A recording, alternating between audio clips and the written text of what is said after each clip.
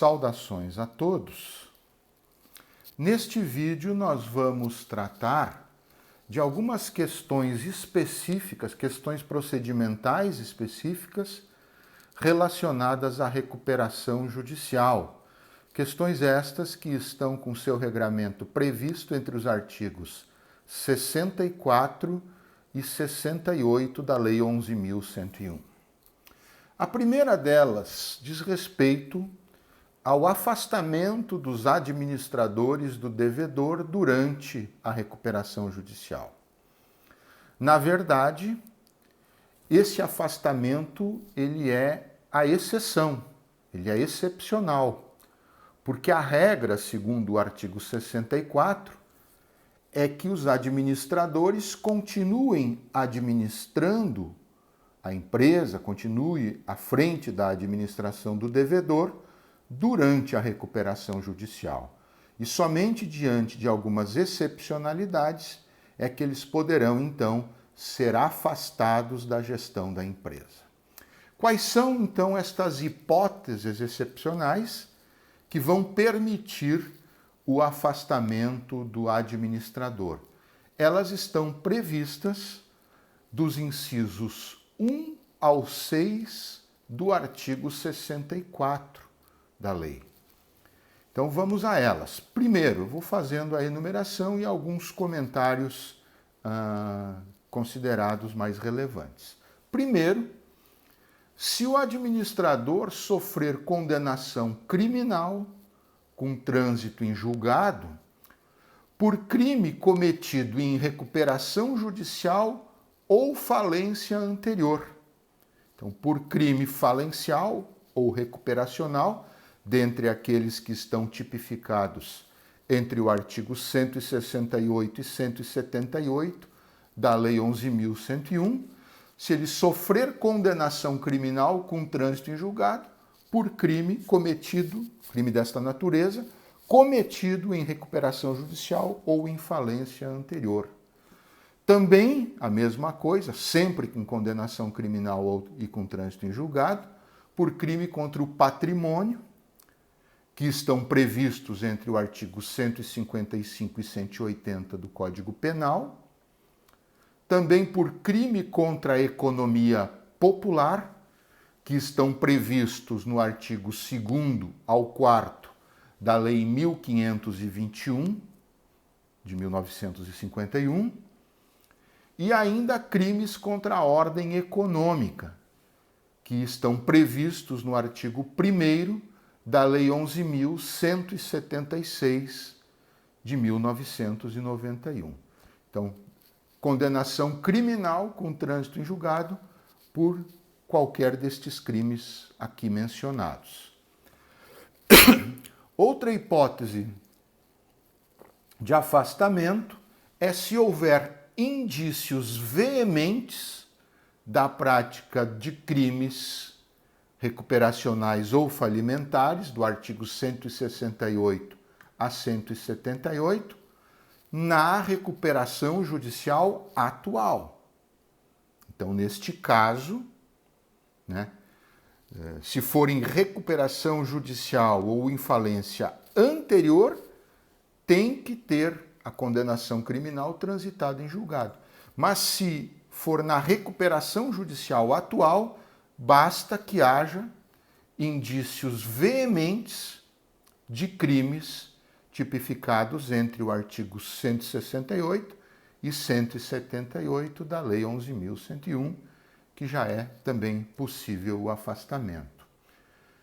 Além disso, se o agente, se o administrador tiver agido com dolo, simulação ou fraude contra os interesses dos credores, se tiver efetuado gastos patrimoniais manifestamente excessivos diante de sua situação patrimonial, também é uma hipótese. Se tiver feito despesas injustificáveis por sua natureza ou vulto, na correlação com as atividades negociais, quer dizer, está em situação financeira que envolve uma crise, não tem que fazer nem gastos patrimoniais manifestamente excessivos, nem despesas injustificáveis. Também ainda se tiver descapitalizado injustificadamente a empresa, é outra hipótese de afastamento.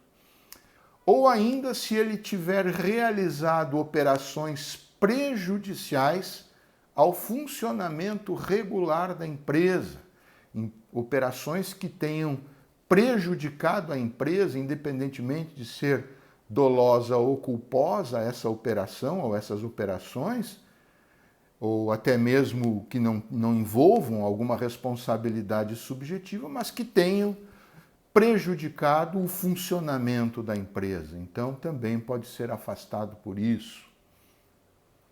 Se tiver simulado ou omitido créditos quando da apresentação da relação de credores, né?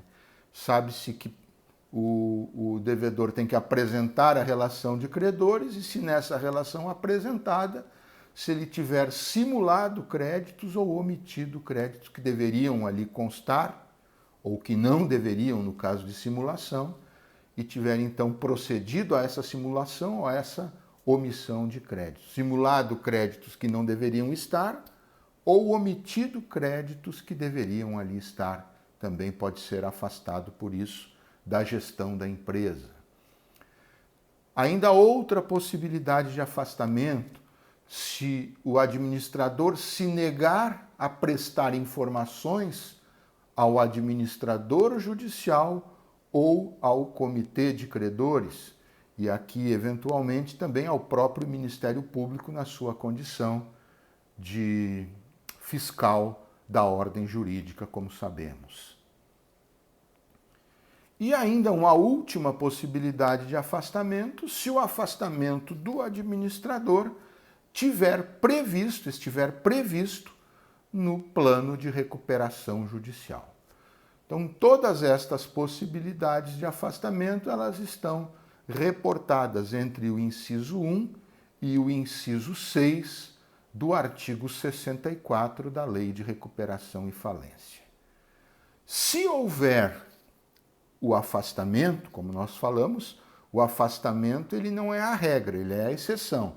A regra é o administrador permanecer à frente da administração, da gestão da empresa, da gestão do devedor. Mas, se nestas hipóteses excepcionais houver o afastamento, então o juiz que afasta o administrador, ele deve convocar a Assembleia Geral de Credores para que a Assembleia Geral de Credores delibere sobre o novo gestor judicial. Isso está previsto no caput do artigo 65. Então, em caso de afastamento do administrador do devedor, a nomeação do gestor judicial depende de deliberação da Assembleia Geral de Credores. Enquanto perdurar o afastamento e ainda não houver sido deliberado pela Assembleia Geral de Credores acerca do novo gestor judicial, quem vai fazer a gestão do devedor é o administrador judicial. Esta regra de atribuir ao administrador judicial esta incumbência, ela está prevista no parágrafo 1º do artigo 65. Então, essas questões relacionadas à primeira questão procedimental específica que eu tratei, que foi no que tange ao afastamento dos administradores do devedor durante a recuperação judicial, quando for o caso de se proceder a este afastamento. A segunda questão procedimental específica que eu quero tratar diz respeito à impossibilidade de alienação ou oneração de bens do ativo permanente do devedor, que está justamente prevista no artigo 66 da Lei 11.101.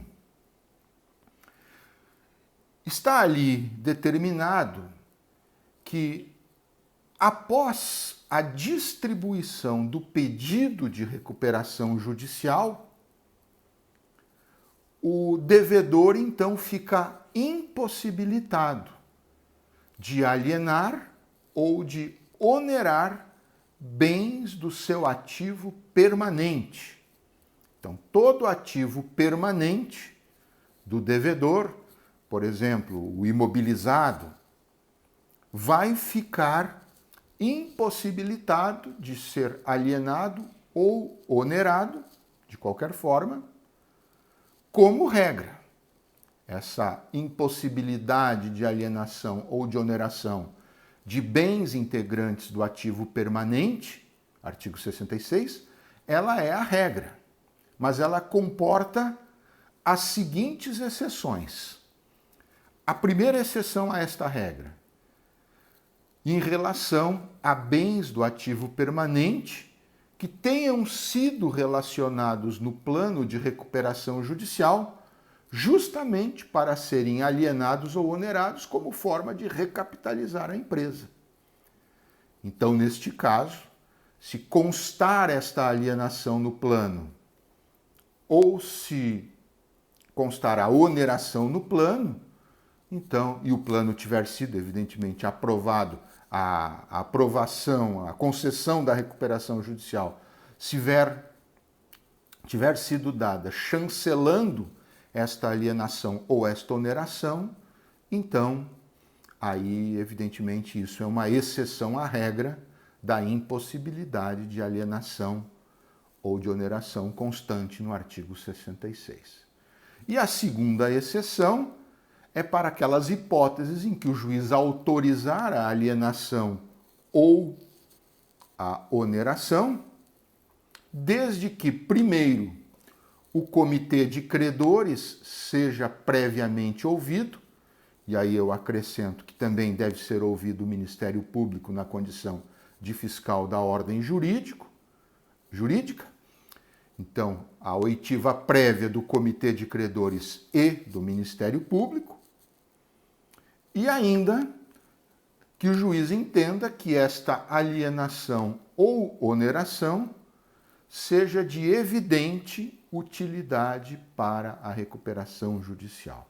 Mesmo então que ela não esteja prevista no plano de recuperação judicial, ainda há possibilidade de excepcionar a regra da não alienação ou não oneração dos bens do ativo permanente do devedor, se o juiz entender por bem que esta alienação ou oneração são evidentemente úteis para a recuperação judicial. Então, recapitulando este tópico, como regra, é impossível a alienação ou a oneração de bens do ativo permanente do devedor com base no artigo 66.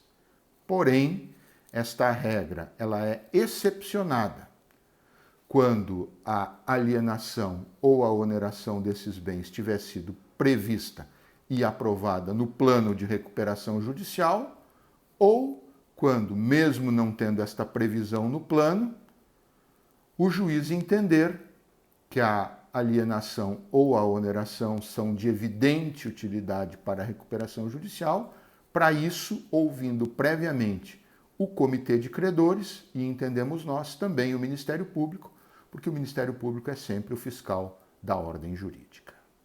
Esta, então, a segunda questão específica, procedimental específica tratada. A primeira, como nós vimos, só para ordenar bem o pensamento, a primeira foi relacionada ao afastamento dos administradores do devedor e a segunda agora, então, a impossibilidade de alienação ou oneração de bens do seu ativo permanente.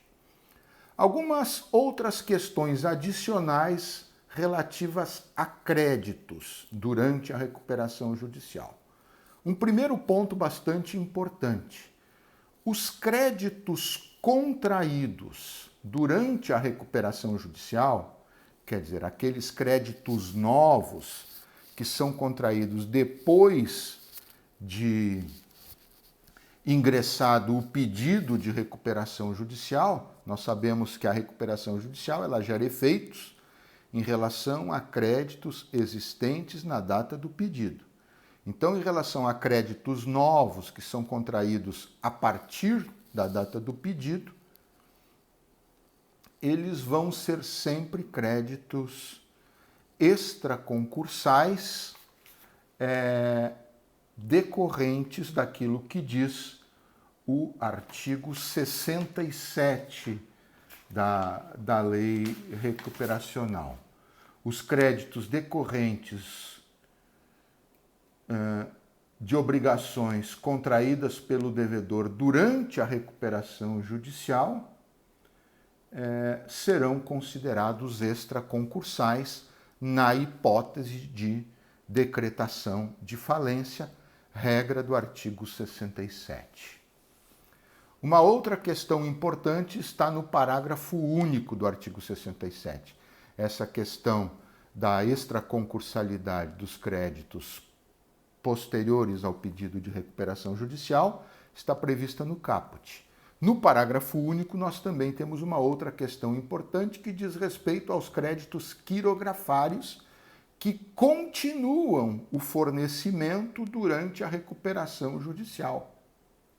Então, para aqueles credores quirografários que durante a recuperação judicial continuam fornecendo matéria-prima, insumos, etc., para o devedor, para viabilizar a continuidade do negócio, em caso de falência, eles vão passar para a categoria de privilégio geral.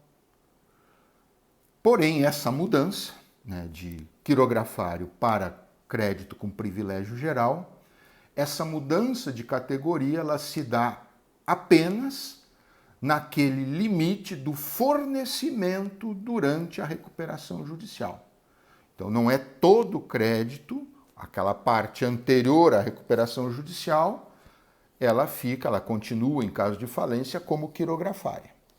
Mas aquilo que foi fornecido durante a recuperação judicial, os montantes relativos a créditos decorrentes do fornecimento durante a recuperação judicial, esse montante, esta parte do crédito, ela deixa de ser quirografária em caso de falência e passa a entrar na classe dos créditos com privilégio geral. E por fim, a questão dos créditos fazendários também é importante. O artigo 68 caput da Lei de Recuperação e Falência prevê que eles podem ser parcelados durante a recuperação judicial, desde que haja deferimento da administração pública em relação a este parcelamento. Isso está previsto no 68 caput da Lei de Recuperação e Falência. E no caso de recuperação judicial de pequenas empresas ou microempresas, quer dizer, MS ou EPPs, o prazo do parcelamento, ele pode ser de 20% superior, 1/5, então maior, do que o prazo concedido às demais empresas. Então, se o prazo, por exemplo, de parcelamento para empresas de médio porte ou empresas de grande porte fosse de 100 meses, então só para ilustrar, o prazo para microempresas e para empresas de pequeno porte, ele pode ser então de até 120 meses. Esta é a regra que o artigo 68, parágrafo único, permite este acréscimo de 20%, 1/5 do prazo, a mais do que o prazo concedido para outras empresas, tratando-se de MS ou de EPPs. Estas são as principais considerações, meus amigos, acerca destas questões procedimentais específicas situadas entre o artigo 64 e o artigo 68 da Lei 11.101. Até o nosso próximo vídeo.